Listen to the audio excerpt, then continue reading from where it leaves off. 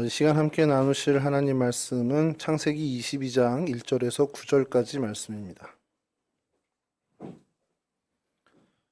창세기 22장 1절에서 9절까지 말씀, 저랑 한 절씩 교독하도록 하겠습니다. 그 일 후에 하나님이 아브라함을 시험하시려고 그를 부르시되 아브라함아 하시니 그가 이르되 내가 여기 있나이다.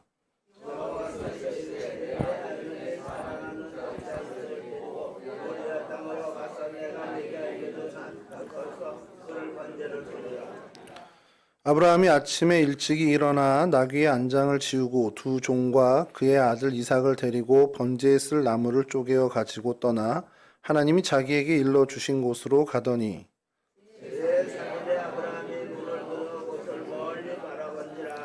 이에 아브라함이 종들에게 이르되 너희는 나귀와 함께 여기서 기다리라. 내가 아이와 함께 저기 가서 예배하고 우리가 너희에게로 돌아오리라 하고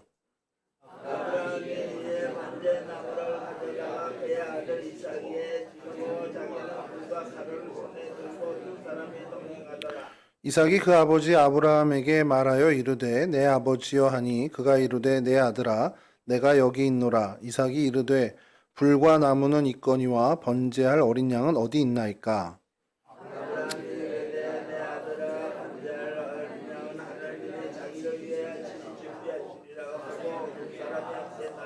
함께 하시죠. 하나님이 그에게 일러주신 곳에 이른지라. 이에 아브라함이 그곳에 제단을 쌓고 나무를 버려놓고 그의 아들 이삭을 결박하여 제단 나무 위에 놓고. 아멘. 예, 오늘 창세기 22장은 우리가 너무나 잘 알고 있는 이삭을 번제로 하나님께 드리려고 했던 그 사건을 담고 있습니다. 어떤 성경학자가 이 창세기 22장에 대해서 언급한 부분이 있는데요. 이 창세기 22장이 마치 욥기 전체를 요약해 놓은 것과 같다라고 이렇게 이야기합니다. 그 내용을 요약했다라기보다는 그 어떤 본질적인 그 주는 메시지가 욥기 전체와 이 창세기 22장이 유사하다라는 거죠. 가만히 좀 살펴보면 무슨 얘기냐 하는 것은 하나님께서 시험을 하신다. 그러니까 하나님께서 당신의 사랑하는 사랑하는 사람을 테스트 하신다라는 것에 대해서 좀 유사성을 갖고 있다라는 것으로 이렇게 기술을 한 걸 보게 됩니다. 우리가 좀 그런 게 있죠. 어떤 귀뜸을 좀 받아서 이게 우리 하나님이 나를 좀 테스트 하시는 거야. 좀 뭔가 감을 잡고 우리 소위 요즘 얘기하는 촉이 좋아서 이건 하나님이 나를 테스트 하시는구나. 이런 생각이 들고 그런 강한 확신이 있다면 그래도 좀 덜 마음이 힘들 거예요. 좀 조급한 마음 생길지 모르겠지만 조금은 마음이 되게 편안해지고 안정될 수 있습니다.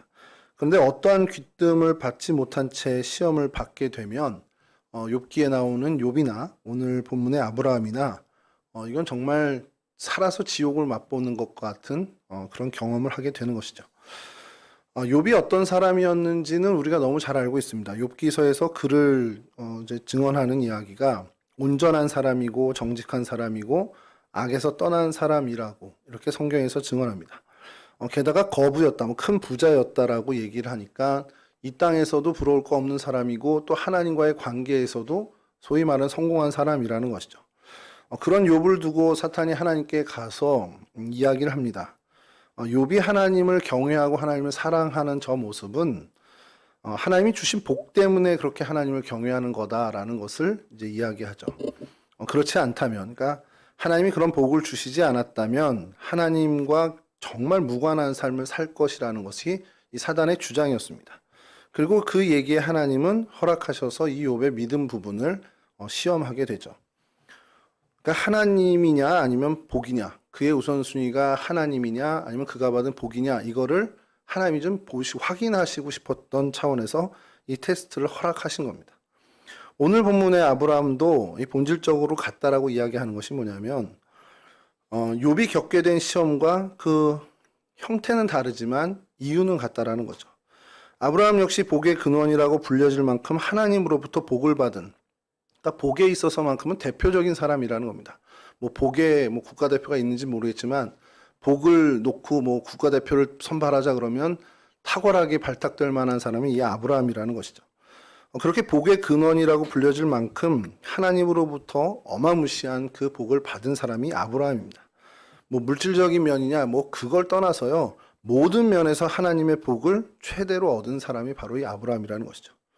그리고 거기에 하나님이 약속하셨던 뭐 창세기 15장과 17장, 18장에 계속해서 약속을 하시는 것이 아들을 얻을 후사, 하늘의 별과 바다의 모래만큼 그 후손이 퍼지게 할 그 후손, 그 아들을 주시겠다라는 약속을 받고 또 그 복을 실제로 얻게 됩니다.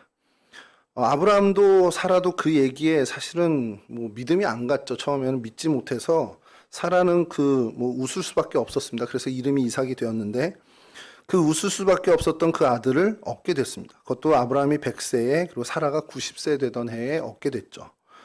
그 아들 이름이 이삭, 즉 웃음인데 처음에는 믿을 수 없어서 약간 실소에 가까운 웃음 때문에 그 이름이 붙여졌지만 이제 그들의 삶에서 가장 큰 기쁨이 된, 가장 큰 웃음이 된 아들이 바로 이 이삭이라는 것이죠. 그 이삭을 하나님이 이제 생각하실 때 그 이삭 때문인지 그가 받은 복 때문인지 아니면 하나님을 사랑하는 그 모든 것과 관계없이 하나님을 사랑하는 마음 때문인지를 하나님이 확인하고 싶어서 오늘 이 본문의 테스트를 진행하십니다. 그러니까 욥기의 그 시험과 오늘 이 22장에 이삭을 번제로 드리는 이 테스트는 본질적으로는 같은 시험이라고 이야기할 수 있다는 것이죠. 아브라함의 이야기가 사실 이 번제 이야기, 이삭을 번제로 바치는 이야기 전에 약속을 믿고 그 위대한 믿음으로 고향 땅을 떠나서 하나님과 동행해서 정말 여러 우여곡절을 겪은 끝에 하나님을 믿고 따랐더니 도무지 불가능한 일들이 다 이루어지고 하나님이 주시는 복을 다 누리고 그래서 그 말년에 귀한 아들까지 얻어서 행복하게 오래오래 살았다. 이렇게 해서 얘기가 끝나면 좋은데 그 뒤로 이어지는 것이 오늘 본문 전혀 이전의 아브라함의 일상과 전혀 다른 이야기가 이제 갑자기 튀어나오게 된 것이죠. 행복한 나날을 보내던 아브라함 부부에게 어마어마한 엄청난 하나님의 말씀이 임하게 되는데 그것이 아주 구체적으로 어떻게 보면 아브라함에게 지명해서 아예 그 임하게 되는 말씀입니다. 오늘 본문의 2절인데 이걸 다시 한번 제가 좀 읽어드리겠습니다.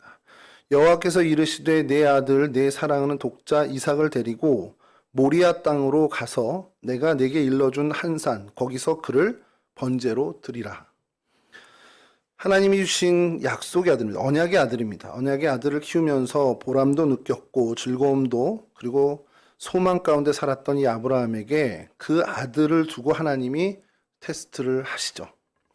핵심은 말씀드린 대로 욥에 대해서 사단이 이야기한 것과 같은 하나님을 경외하는 이유가 어디 있느냐? 하나님이 복을 주신 것에 있다. 그 복이 거두어지면 하나님을 따르지 않겠다는 그 주장이 아브라함에게도 적용돼서 그 이삭 그리고 아브라함이 얻은 복 이것이 거둬지면 그가 하나님을 경외하겠는지 안 하겠는지 그것을 봐야겠다라는 겁니다.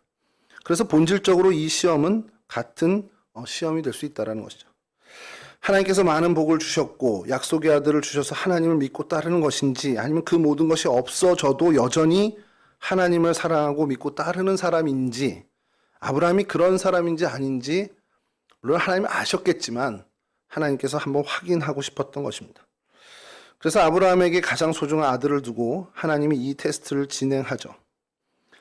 근데 이 사건을 저희가 읽으면서 저희는 이 성경 이 본문을 읽으면서 우리 스스로에게 계속해서 그 도전이 오죠.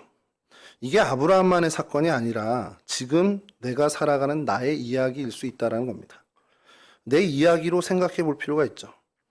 나에게 있어서 이삭은 누구며 혹은 무엇일까라는 생각을 해보는 겁니다. 우리가 가장 소중하게 여기고 있는 것이 무엇인지 그것을 이삭이라고 표현할 수 있다는 것이죠. 그것이 내 삶에 있어서 하나님과 첫 번째 자리를 두고 늘 다투는 것이 바로 이삭이 됩니다. 내 어떤 인생, 내 생각과 내 세계관과 내 인생관에 첫 번째 자리가 있는데 그 자리를 놓고 하나님과 항상 다투는 무언가가 있다면 그것이 오늘 본문에 나오는 이삭과 같은 것이라는 겁니다. 이 얘기를 이제 들으면요, 제일 먼저 그런 생각들을 하시더라고요. 아, 자식이 우상이 된다. 그런 얘기를 내가 들은 것 같아. 이런 생각들을 하시는데 오늘은 사실 자식이 우상이 된다. 그거를 한정지어서 하려는 얘기는 아닙니다. 뭐 제 친구 얘기를 해서 좀 죄송합니다만 이거 가장 좀 적절한 것 같아서 좀 말씀을 드리는데 이 친구가 제법 사회적으로 성공을 했습니다. 좋은 직장 대기업을 다니고 있고 일 중독이 돼서 뭐 일에 거의 매진해 삽니다. 그게 이제 여러 친구들이나 후배들이 볼 때는 굉장히 능력 있는 사람으로 보이고 또 존경의 대상이 되기도 해요. 그 친구한테 아들이 있는데 이 아들이 아빠를 이제 많이 따르죠. 아빠 아빠 하고 막 이렇게 하니까 이 친구가 미안해서 그런지 이 아들한테는 뭐 다 해줍니다. 뭐 운동화 사달라면 사주고 뭐 게임기 사달라면 사주고 뭐 정말 지극정성으로 다 해줘요. 근데 이 아들이 아빠한테 원하는 건 그게 아닙니다. 용돈 필요 없고 다 필요 없고 나랑 같이 좀 놀아달라는 거예요. 게임 같이 해달라는 거. 그리고 나랑 같이 가서 공놀이 해달라는 거. 뭐 1시간인지 뭐 2시간인지 모르지만 토요일에 몇 시간 좀 해달라고 하는데 이 친구 회사를 가 있어요. 그래서 그거 좀 놀아줘요라는데 이 친구가 한 번도 못 놀아줬답니다.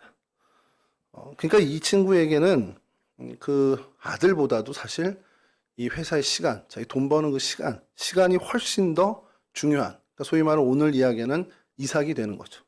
제가 그 친구랑 이야기하면서 그런 얘기 했습니다. 야, 넌 하나님 앞에서 네 아들이든 가족을 포기할 게 아니라 네 시간을 좀 포기해라. 시간을 좀 드려야 되겠다. 이 얘기를 하죠. 우리 신앙인에게 있어서 하나님보다도 더 뭔가 마음이 가지고 하나님보다 좀 더 우선이 되고 내 마음의 첫 번째 자리에 하나님이 아닌 다른 무엇인가 있다면 그것이 자녀가 됐던 시간이 됐던 물질이 됐던 그것은 우리 안에 이삭이 될 수 있고 사실 그것을 하나님은 우리에게 매일매일 확인하시고 싶어 한다는 겁니다. 그 자리에 내가 있니? 이삭이 있니?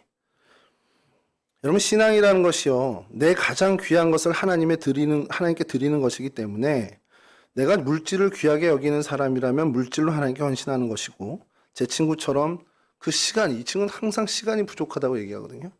그 시간이 정말 우선된다라면 시간으로 하나님께 헌신을 해야 한다는 겁니다. 이 친구가 코로나 기간 동안에 정말 행복했습니다. 연보는 그 친구 아버님이 장로님이고 어머님이 권사님이셔서 뭐 11조부터 연보는 이 친구가 정말 철저히 하는 친구입니다. 그러니까 그거는 별로 이렇게 뭐 아까워하거나 뭐 힘들어하지 않아요. 그러니까 교회 가는 것, 시간 내서 교회 가서 사람들과 이야기 예배드리고 사람들과 교제하고 밥 먹고 이거 하는 것을 너무너무 힘들어했던 친구라 코로나 기간에 온라인으로 예배드리고 그냥 연보는 온라인으로 붙이고 이게 너무너무 좋았던 친구입니다. 그래서 예배가 다시 현장 예배로 간다는 걸 제일 싫어했던 친구 중에 하나예요. 그래서 그 친구랑 만나서 얘기하거나 통화를 하게 되면 너는 하나님한테 시간을 좀 드려야 돼. 항상 제가 반복해서 하는 얘기입니다. 넌 시간을 드리는 훈련을 해야 돼. 네 연보는 돈이 아니라 물질이 아니라 시간이 되어야 해. 이런 얘기를 많이 합니다. 여러분 우리 각자에게 첫 번째 자리에 있는 것이 무엇이든 됐건 그것을 하나님께 드릴 수 있는 그런 자세가 우리에게 필요하다는 것이죠. 왜냐하면 우리 심령의 첫 우선 자리는 원래 하나님 겁니다. 그 하나님의 자리에 무언가 다른 것이 있다면 하나님은 그것과 싸우십니다. 그리고 하나님은 그것을 물리치시죠. 그 과정에서 우리는 고난을 겪을 수도 있고 어떤 역경을 맞이할 수도 있게 됩니다. 그래서 오늘 본문을 통해서 저희가 얻어야 할 귀한 그 메시지 중에 하나는 내가 정말 하나님을 내 가장 우선되는 자리, 삶의 최우선 순위에 하나님을 모시는가라는 것을 내가 매일매일 점검해야 되는 그런 신앙의 자세를 가져야 한다는 것이죠. 오늘 본문이 벌어진 이 시험의 장소, 이제 모리아 땅의 한 산이라고 이야기 나옵니다. 자, 오늘 우리가 성경의 장소와 사건을 다루니까 이제 장소에 대해서 조금 더 좀 들어가 봐야 될 텐데요. 오늘 2절 말씀 이건 띄우지 마시니까 다시 읽어드리겠습니다. 여호와께서 이르시되 내 아들 내 사랑하는 독자 이삭을 데리고 모리아 땅으로 가서 내가 내게 일러준 한 산 거기서 그를 번제로 드리라. 자, 그림 좀 띄워주시죠. 모리아라는 지명 그것을 좀 찾아봐야겠죠.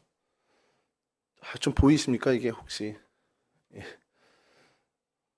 헤브론에 있고 또 브엘세바에서 거주하고 그 다음에 다시 브엘세바로 왔다가 이 브엘세바에서 하나님이 지시한 이 모리아 땅으로 가게 됩니다. 그 모리아 땅 바로 옆에 뭐가 보입니까 여러분? 이 모리아 산 있고 옆으로 뭐라고 써있죠? 어느 땅에 가깝습니까? 예루살렘이죠. 이 모리아 땅은요 그냥 예루살렘입니다. 쉽게 얘기해서 그리고 그 산이 어딘지는 사실 모르죠. 이렇게 좀 성경학자들이 밝혀내긴 했는데 어쨌든 모리아 땅으로 가서 거기 여러 봉우리가 있을 텐데 그 한 봉우리를 하나님 지정해 준다라는 겁니다. 자, 그곳으로 가는데 이 모리아라는 지명의 이름은 그 뜻이 여호와의 계시라는 뜻을 갖고 있는 지명입니다. 뭐 이렇게 후에 붙여진 거겠죠. 하나님이 가라 하고 한 그 땅에 가서 이러한 사건들이 벌어지다 보니까 그곳을 뭐 나중에는 여호와 이레라고 불렀지만 그 전에 하나님의 계시 뭐 이런 식으로 불렀을 겁니다. 명칭이 이제 그렇게 벌어지니까요. 자, 성경사전에 이 모리아에 대해서 어떻게 기록이 되어 있냐면 첫 번째는 하나님께서 아브라함에게 이삭을 번제로 드리라고 하셨던 산이 있던 장소, 좀 길죠. 번제로 드리라고 했던 산이 있는 그 지역을 모리아라고 합니다. 그러니까 당시 살고 있던 브엘세바에서 어느 정도 거리냐? 이 거리가 사흘길입니다. 그러니까 사흘을 걸어가야 갈 수 있는 그 거리라는 것이죠. 이 산이 다시 등장하는 것이 언제냐? 역대하 3장 1절에 다시 등장하는데 다윗 시대에 하나님께서 다윗에게 나타나셨던 곳으로 기록되어 있는 것이 바로 이 모리아 땅입니다. 모리아 지역입니다. 그리고 두 번째로 이 사전에는 뭐라고 또 밝히고 있냐면 예루살렘 북쪽에 있는 언덕의 정상부를 일컫는 이름. 이곳은 오르난의 타작 마당이었고 다윗이 이를 구매하고 후에 솔로몬이 이곳에 성전을 지음. 전통적 관점에서 아브라함이 이삭을 번제로 드리려 했던 모리아 산과 동일한 곳으로 봄. 이렇게 되어 있습니다. 그럼 역대하 3장 1절이 어떤 건지 좀 읽어드리면요. 좀 띄워주시죠. 솔로몬이 예루살렘 모리아 산에 여호와의 전 건축하기를 시작하니 그곳은 전에 여호와께서 그의 아버지 다윗에게 나타나신 곳이요 여부스 사람 오르난의 타작마당에 다윗이 정한 곳이라. 다윗이 성전 건축의 준비를 다 하고 그것을 솔로몬이 시행했다는 건 저희가 잘 알고 있습니다. 건축 준비를 했다. 솔로몬이 성전 건축 준비를 했다. 자재만 준비했다라는 얘기가 아니죠. 그 땅도 준비했다라는 것으로 우리가 이해해야 됩니다. 그래서 다윗이 준비한 땅이 어디냐? 오르난의 타작마당, 아라우나의 타작마당이라고도 불리는 이 오르난의 타작마당이었습니다. 여부스 사람이고 사실 그 지역이 여부스 사람들이 살았던 지역이니까요. 자, 이렇게 이삭이 번제로 바쳐질 뻔했던 그 하나님의 테스트가 있었던 이 곳이 훗날 솔로몬 성전이라고 저희가 칭하는 그 여호와의 성전이 건축되는 곳으로 이렇게 이어지게 된다라는 사실을 저희가 좀 주목할 필요가 있다는 거죠. 근데 이것을 우리가 요 땅이 이렇게 됐어라고 해서 지엽적인 것만 좀 찾을 게 아니라 요거에 대해서 저희가 좀 더 생각할 것이 있는 것이요. 다른 사전에 이제 여호와의 산, 그러니까 모리아 산이 아닌 여호와의 산이라고 검색을 해보면 여호와의 이레라고 불렸던 곳으로 나오면서 이렇게 또 나오게 돼요. 창세기 22장 14절인데요. 아브라함이 그 땅 이름을 여호와 이레라 하였으므로 오늘까지 사람들이 이르기를 여호와의 산에서 준비되리라 하더라. 그러니까 여호와 이레라고 그 지역을 부르기 시작했는데 그 뜻이 뭐냐? 여호와의 산에서 준비되리라. 그러니까 이 모리아 땅 모리아 산이 여호와의 산으로도 지칭이 되더라는 겁니다. 이 여호와의 산이 어디냐? 뭐 지역적으로 저희가 뭐 인왕산, 북악산 하면 저 산이 되는 것처럼 이렇게 할 수도 있지만 여호와의 산은 굉장히 상징적인 의미로 예루살렘을 가리키고 예루살렘을 지칭하는 말씀입니다. 성경 말씀을 좀 찾아보면요. 시편 24편 3절인데요. 여호와의 산에 오를 자가 누구며 그의 거룩한 곳에 설 자가 누구인가. 여기서의 여호와 산도 결국 하나님의 주인 되시는 그 예루살렘 성을 이야기합니다. 이사야 2장 3절에는 많은 백성이 가며 이르기를 오라 우리가 여호와의 산에 오르며 야곱의 하나님의 전에 이르자 그가 그의 길을 우리에게 가르치실 것이라 우리가 그 길로 행하리라 하리니 이는 율법이 시온에서부터 나올 것이요 여호와의 말씀이 예루살렘에서부터 나올 것임이라. 이건 좀 더 이제 지역적으로 확장이 돼서 시온산과 예루살렘 성을 다 지칭하는 오라 우리가 여호와의 산에 오르자 이렇게 지칭을 하고 있습니다. 또 스가랴 8장 3절에는요. 여호와가 이같이 말하노라 내가 시온에 돌아와 예루살렘 가운데 거하리니 예루살렘은 진리의 성읍이라 일컫겠고 만군의 여호와의 산은 성산이라 일컫게 되리라. 예루살렘에 대해서 이야기하면서 여호와의 산, 그것이 이제 성산, 거룩한 산이라는 칭호까지도 갖게 된다는 이런 여러 성경 말씀을 저희가 이렇게 같이 이렇게 좀 배경으로 놓고 생각해 본다면 우리가 지역적으로만 생각하지 않게 되면 이 모리아 땅 이것은 예루살렘 지역, 그러니까 하나님의 산으로도 이야기되는 이 예루살렘 지역 전체를 이야기하는 것이라고도 할 수 있다라는 겁니다. 자, 요걸 좀 기억해 주셨으면 좋겠어요. 모리아 그리고 여호와의 산, 예루살렘 이것이 사실은 하나님 편에서 같은 의미의 지역이라는 것을 저희가 생각해야 한다는 겁니다. 자, 그럼 이 모리아 산 그리고 이 이삭이 제물로 바쳐졌다고 하고 솔로몬의 성전이 지어졌다고 하는 그 땅이 오늘날은 어떻게 되어 있는가? 사진을 좀 보여주시면요. 사진을 좀 보여주시죠. 제가 어릴 때 이 사진을 보고 와, 예루살렘 성전 멋있네 이랬거든요. 얼마나 창피한지 모릅니다. 그때 저를 생각하면. 다음 사진은요. 조금 더 각도를 달리해서 찍은 사진인데요. 다음 사진, 예, 이게 다음 사진이군요. 너무 똑같지만 문이 이제 생겼죠. 가운데 이렇게 좀 틀어진 거고. 예, 그 다음 사진도 역시 멋진 이게 뭐 같습니까, 여러분? 그리고 다음 사진은 멀리서 찍은 건데요. 예, 굉장히 웅장하지 않습니까? 저는 성지를 못 가봐서 잘 모르겠는데 이게 굉장히 저는 우리 하나님 편에서의 시각을 보면 하나님 참 놀랍다라는 것을 얘기합니다. 이게요, 바위돔 사원이라고 이제 황금 사원이라고도 하는 이슬람 사원입니다. 이 안에 그 자리가 있는 거죠. 전통적으로 이야기할 때 아브라함이 이삭을 데리고 가서 거기서 번제로 드리려고 했던 장소, 그냥 뭐 전통적으로 알려진 것은 그곳에 위치한 흰 거대한 옥돌 바위가 있는데 그 바위 위였다라고 이야기가 내려오고 있습니다. 그리고 그 자리에 지금 이 모스크가 세워지게 된 거죠. 다음 사진 보여주셔도 됩니다. 이게 언덕 위에 이렇게 저 황금빛을 비추고 있는데 기회가 되면 꼭 한번 가보고 싶은 곳입니다. 자, 성경에는요, 다윗이 예루살렘 모리아산 정상의 이곳을 금 600세겔을 주고 사서 거기에 여호와 하나님을 위한 제단을 쌓고 번제를 그리고 화목제를 드리게 됩니다. 그리고 그 자리에서 하나님께서 응답하셔서 하늘에서 불을 내려 응답하셨다라고 성경은 기록되어 있습니다. 역대상 21장 25절에서 26절인데요. 이걸 좀 읽어드릴게요. 그리하여 다윗은 그 턱값으로 금 600세겔을 달아 오르난에게 주고 다윗이 거기서 여호와를 위하여 제단을 쌓고 번제와 화목제를 드려 여호와께 아뢰었더니 여호와께서 하늘에서부터 번제단 위에 불을 내려 응답하시고. 자, 이런 경험을 했으니 다윗이 여기에 하나님 성전을 지어야겠다는 생각을 하게 되겠죠, 자연히. 그래서 그곳에서 여호와의 성전을 짓기로 다윗은 작정을 합니다. 열왕기상 6장 1절인데요. 이걸 한 번 더 읽어드리면요. 이스라엘 자손이 애굽 땅에서 나온 지 480년이요 솔로몬이 이스라엘 왕이 된 지 4년 15월 곧 둘째 달에 솔로몬이 여호와를 위하여 성전 건축하기를 시작하였더라. 6장 38절은 또 이렇게 이어집니다.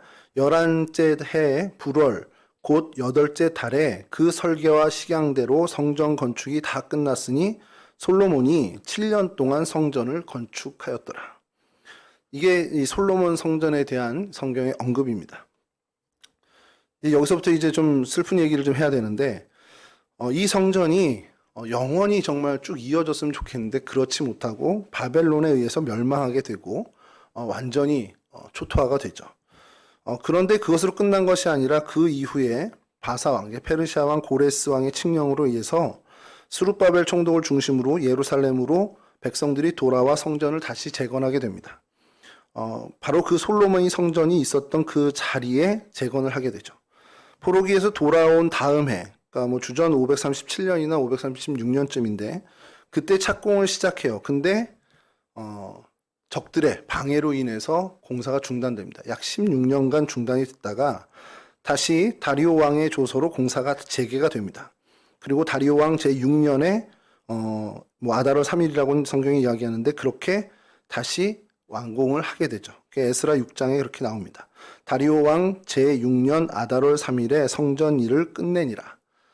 그러니까 솔로몬 성전은 완전히 없어졌고요. 이제 다시 포로기에서 돌아와서 성전이 세워졌는데 바로 그 자리에 세워졌는데 그걸 이제 스룹바벨 성전이라고 저희는 이제 이야기하죠. 자, 이렇게 돼서 스룹바벨 성전, 이건 정말 의미 있는 거잖아요. 솔로몬 성전보다는 분명히 화려하지 않고 규모도 훨씬 작았습니다만 하나님의 백성이 징계를 다 끝내고 하나님께로 돌아와서 하나님의 백성답게 살자라는 그 결단으로 다시금 성전을 짓고 하나님의 백성다운 삶을 살게 됩니다. 성전을 건축하고 다시 시작한 이 성전 예배는 이스라엘에겐 정말 한없는 기쁨이 되었고요. 이스라엘 백성들은 다시는 이 성전이 헐린 일이 없도록 하나님 앞에서 우리가 정말 하나님 백성다운 그 삶을 반듯하게 살기를 서약합니다. 이 스룹바벨 성전이 이제 몇백 년 수가 지나서 주전 20년 경에 헤롯이 이스라엘 사람들의 마음을 얻고 싶어서 그것을 좀 다시 한번 화려하게 이렇게 리모델링이라고 해야 되는지 다시 이제 건축을 시작해서 9년 만에 정말 크고 화려하게 외형을 완성합니다. 그리고 그것이 주후 63년까지 내장 공사가 이어져요. 그러니까 굉장히 오랜 시간 동안 이 성전을 화려하게 다시 복원을 하게 됩니다. 이 성전을 우리는 헤롯 성전이라고 이제 이야기를 해요. 자, 근데 이 헤롯 성전을 주님은 바라보시면서 뭐라고 하셨냐면 감람산에서 이제 성전을 바라보시면서 말씀하시길 돌 위에 돌 하나도 남기지 않고 다 무너질 거다라고 이야기하십니다. 그리고 그 말씀대로 주후 70년에 로마군에 의해서 그 헤롯 성전은 완전하게 정말 완벽하게 사라지게 됩니다. 이 땅이 그리고 나서 역사의 이제 순환이 계속된 다음에 이슬람이 지배하는 땅이 됐죠. 여기서 잠깐 좀 옆으로 좀 세겠습니다. 아까 그 황금 사원이 생기게 된 이유나 이런 것들을 좀 말씀을 드리고 왜 하나님이 이렇게 허락하셨지라는 생각을 좀 하게 되는데 마호메트라는 이제 이슬람의 창시자죠. 이 마호메트가 이 570년경에 태어나서 연도는 중요한 건 아닙니다만 부자였던 과부 카디자와 결혼을 해요. 그리고 610년경 이제 주후 610년경에 계시를 받았다고 하면서 추종자를 모으기 시작하고요. 많은 전쟁을 통해서 세력을 키웁니다. 그리고 나서 아라비아 반도를 점령하게 돼요. 그리고 정교 일치라고 해서 종교와 정치가 일치된 정권을 수립합니다. 그렇게 이슬람 국가를 세우고는 주후 632년에 죽게 돼요. 죽으면 끄셔야 되는데 이 추종자들이 마호메트는 죽지 않았어. 이단들의 보통 특징이죠. 승천했어 라고 교리를 만듭니다. 근데 하필 그들이 주장한 데가 어디냐? 승천한 데가 어디냐? 이 모리아 땅입니다. 이곳에서 승천했다. 흰 거대한 옥돌 바위에서 승천했다라고 그들이 이제 만듭니다. 그래서 그들의 추종자들은 시리아, 터키, 애굽 이것을 점령하고 계속해서 이제 어떻게 보면 그 힘을 가지고 점령을 한 거죠. 그리고 이 마호메트의 어록을 모으고 성경을 사실은 왜곡해서 아브라함이 이 바위 위에서 번제로 바치려고 했던 것은 이삭이 아니고 자신들의 조상인 하갈이 낳은 이스마엘이다라고 왜곡을 합니다. 실제로 그렇게 가리키고 있어요. 그래서 이스마엘이고 그 후손인 아랍인들이 정통 아브라함의 후손이라고 이야기를 합니다. 아랍인들은 사실은 지금 그렇게 믿고 있죠. 이게 누가 이제 어느 역사학자가 있는데 희대의 사기극이라고 얘기까지 하는데 제가 이렇게 얘기했다 이게 이슬람 사람에게 들리면 이제 저는 무슨 테러를 당할 수 있겠지만 그래서 이 예루살렘의 성전터 그러니까 그들은 솔로몬이 지은 성전, 스룹바벨이 지은 성전, 헤롯이 한 성전 그 아무 상관이 없고 그곳이 이스마엘을 번제로 바치려고 했던 곳이고 그곳에서 마호메트가 승천했기 때문에 거기가 성지가 된 겁니다. 그러니까 예루살렘의 성전과는 무관하게 그들의 성지, 3대 성지 중에 하나가 됐다라는 거예요. 그 이후에 무슨 팔레스틴 지역의 칼리프 왕조, 우마야 왕조, 무아위야 1세 이런 거 쭉 역사들이 이야기 나오는데 그 왕조들이 이 흰 옥돌바위 위에 이 사원을 건축하게 되는 겁니다. 의미가 있으니까. 이스마엘이 번제로 바쳐질 뻔했던 곳이야. 우리 창시자 마호메트가 여기서 승천했대 하는 그런 의미가 담긴 곳이니까 엄청나게 화려한 이 사원을 짓게 된 겁니다. 자, 결국엔 이 사원 때문에 예루살렘 성전은 그 흔적을 찾기조차도 어렵게 된 상황이 됐어요. 근데 여기서 물론 이제 오늘날도 여기는 계속해서 분쟁 지역입니다. 이스라엘 사람들과 이제 아랍들의 이제 그 분쟁 지역인데 제가 여기서 하나님의 그 놀라운 섭리를 좀 발견하게 되는 것이 이삭이 테스트의 원인이 됐었죠. 하나님이 우선이냐 이삭이 우선이냐라는 테스트의 이유가 됐던 것. 그렇다면 만약에 우리가 이제 아까도 말씀드렸지만 내가 하나님보다 앞선, 그러니까 이게 좀 노골적으로 얘기해서 나에게 우상이 있는지를 우리는 계속해서 점검해야 되는데 그럼 이스라엘 민족으로만 봤을 때 여기에 예루살렘의 성전터가 있다. 그래서 이 바위 이 위에 이 모스크 황금사원처럼 뭔가 기념될 만한 뭔가 있었다면 정말 생각을 해보는 거예요. 얼마나 많은 크리스찬들과 유대인 그리고 유대교인들이 거기를 정말 맹목적으로 달려갈까? 저희가 이렇게 아랍 사람들이 그 메카에 모여서 성지순례하는 거면서 뭐 압사당하고 뭐 이런 일들을 좀 보면서 아유 왜 저래 이러는 그런 뉴스를 볼 때가 있잖아요. 그만큼 아니 그보다 더 하지 않았을까라는 생각을 하는 겁니다. 예루살렘 성전에 어떤 흔적이 남아있다. 사실 지금 통곡의 벽, 그 아주 성벽의 일부만 남아있음에도 불구하고 많은 사람들이 그곳에 가죠.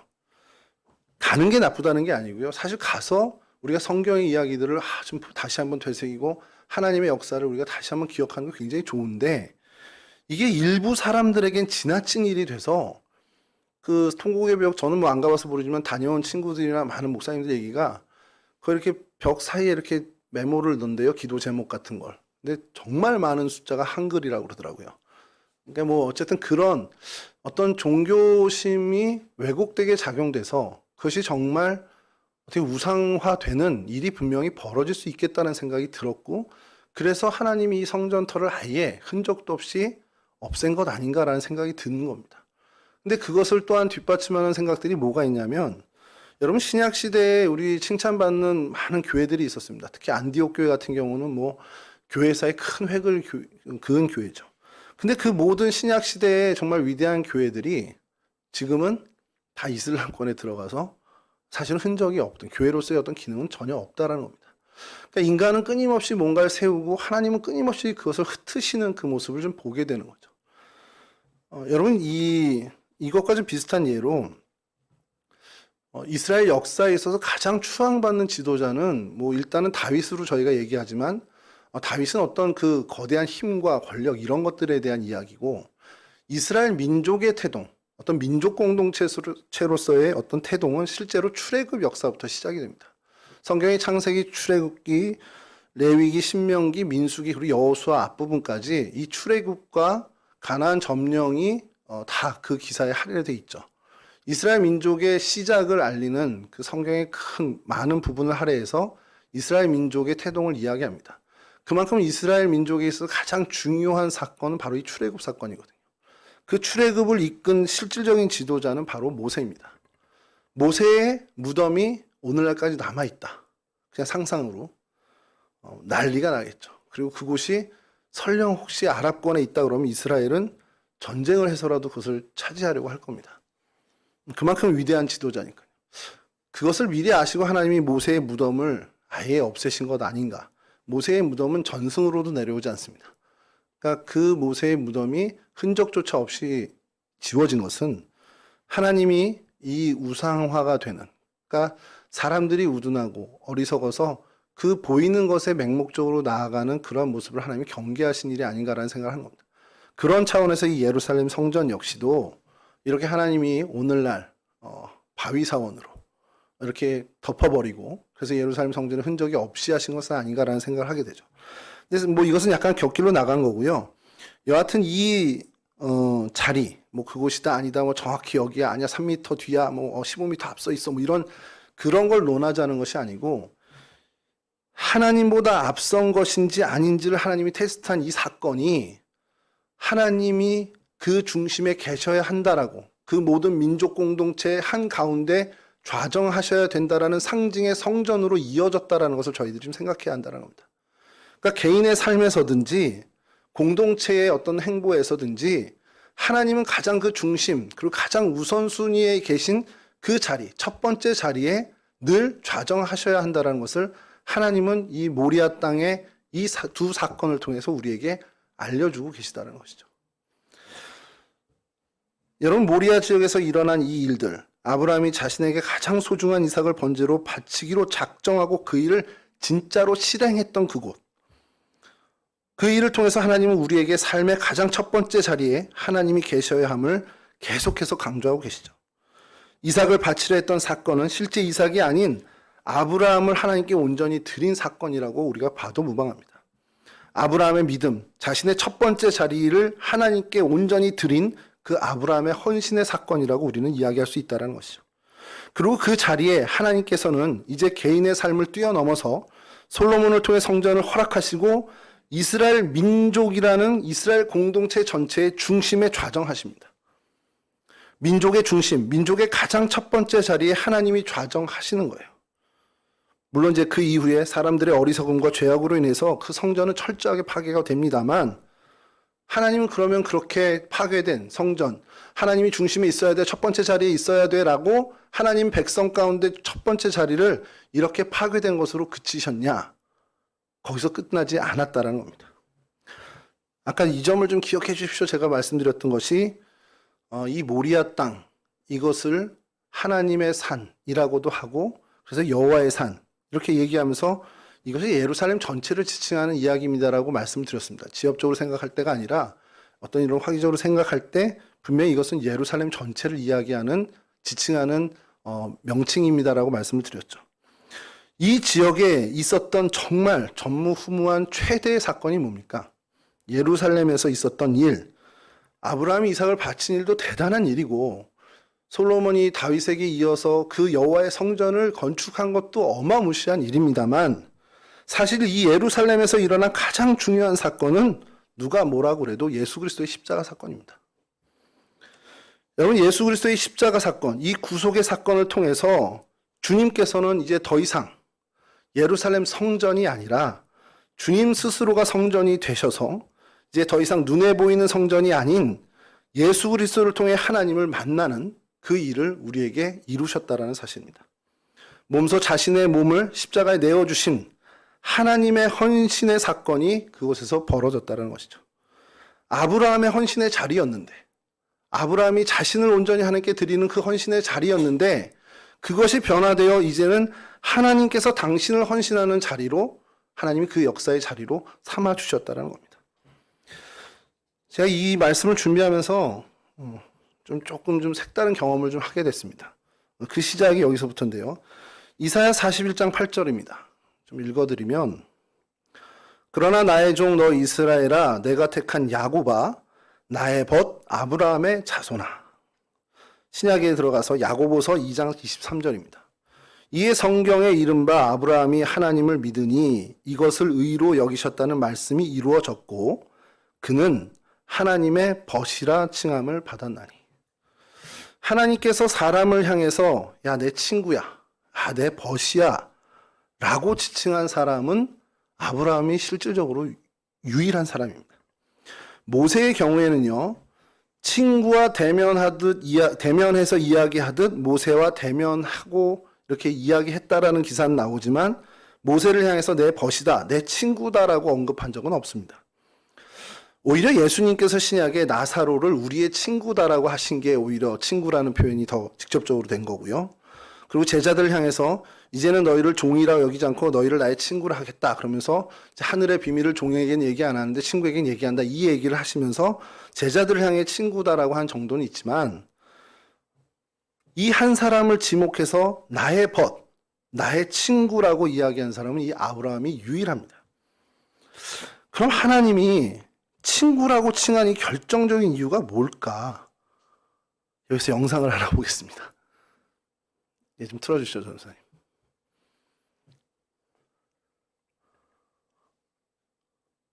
기술적인 문제인가요? Abraham. 앞쪽 부분 꺼주셔도 좋겠어요. 잠깐이지만. And go to the land of Moriah, and there offer him.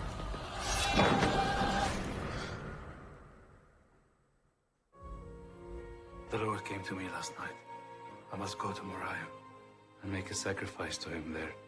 Isaac and I will go alone Why, Isaac? because the Lord commands it. Make sure no harm comes to our son.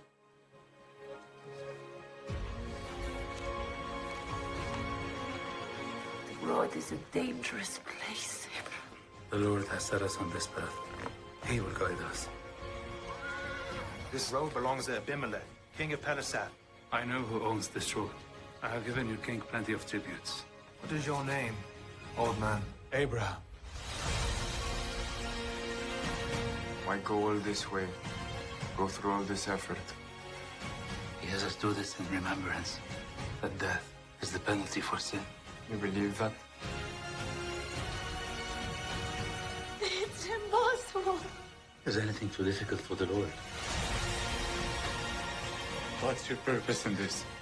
If this is your judgment on me, take my life, not his. Everyone's blind until their eyes are opened. The Lord chose that man out from the wicked, that hope may endure. Take me!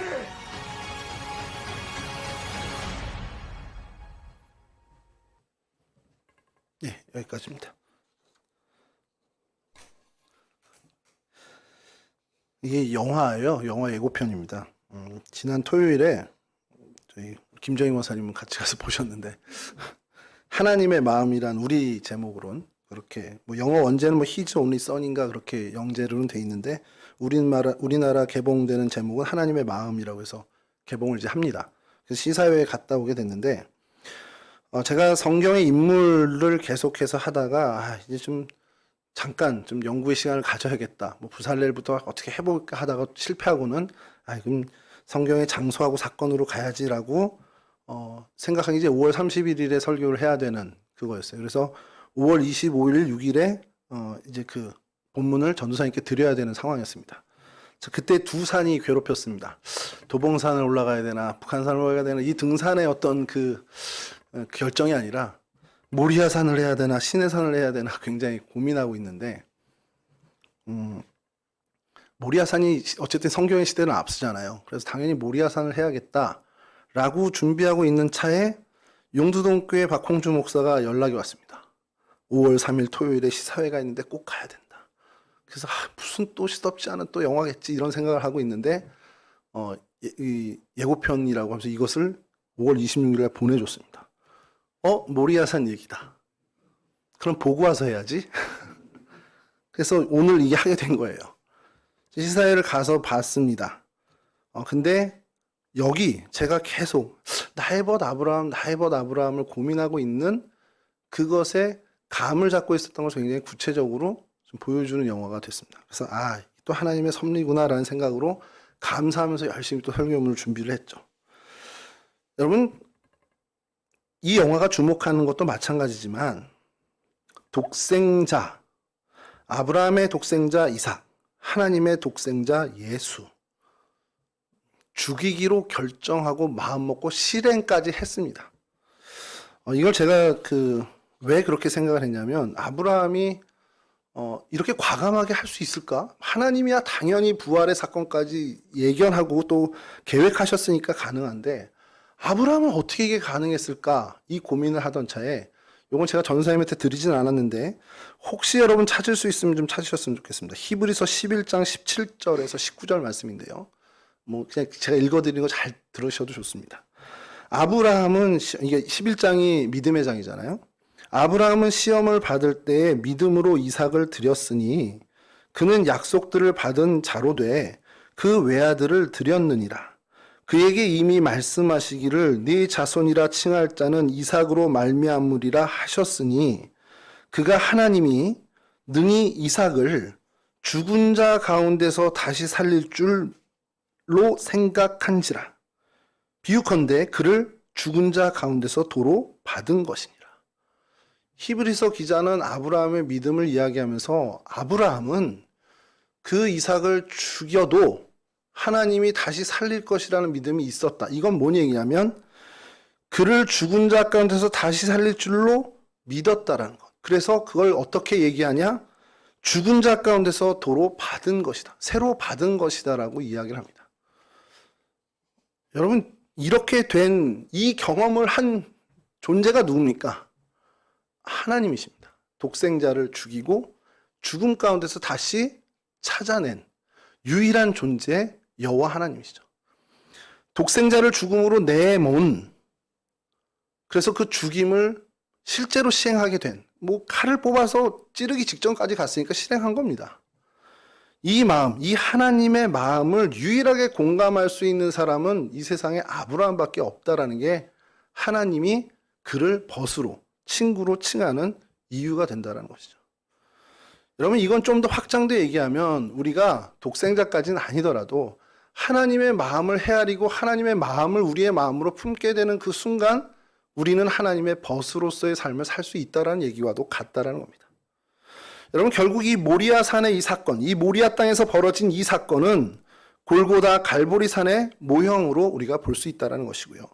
이 모리아에서의 아브라함이 하나님을 얼마나 사랑하는가 보여주는 사건이 이 구약의 사건이라면, 이 골고다 갈보리 십자가의 사건은 하나님이 역으로 우리를 얼마나 사랑하시는가 보여주는 사건이 된다는 겁니다.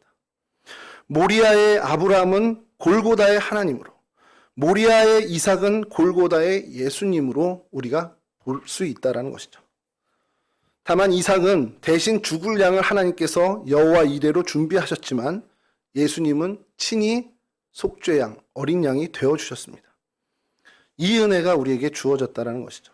그리고 이 은혜에 걸맞는 삶을 하나님은 우리에게 요구하십니다. 오늘도 내일도 우리 살아가는 날들 동안 하나님은 이 은혜를 받은 저희들에게 그 은혜에 걸맞는 삶을 요구하시는 음성을 들려주실 겁니다. 그러니 우리 각자의 삶 속에서 정말 매일매일 내 가장 소중한 것들이 무엇인지, 그것을 정말 하나님으로 인해서 하나님 때문에 그것을 내가 내려놓을 수 있는지, 그러한 헌신의 삶을 살 수 있는지를 점검하고 또 그렇게 살기 위해 결단하는 삶을 우리는 살아야 한다는 것이죠. 하나님은 우리에게 이미 당신의 독생자를 내어주셨습니다. 그 하나님의 마음을 우리가 헤아렸으면 좋겠어요. 하나님이 우리를 그만큼 사랑하신다, 하나님께서 헌신하신 그 마음을 헤아려서 우리가 하나님의 그 마음에 실망을 드리지 않도록, 정말 하나님이 우리를 대견해 하실 수 있도록 우리가 정말 우리의 거룩함으로 하나님 앞에 나아가는 그러한 하나님의 백성들이 되어야 한다는 겁니다. 내 가장 첫 번째 자리, 그 자리는 원래 하나님의 자리입니다.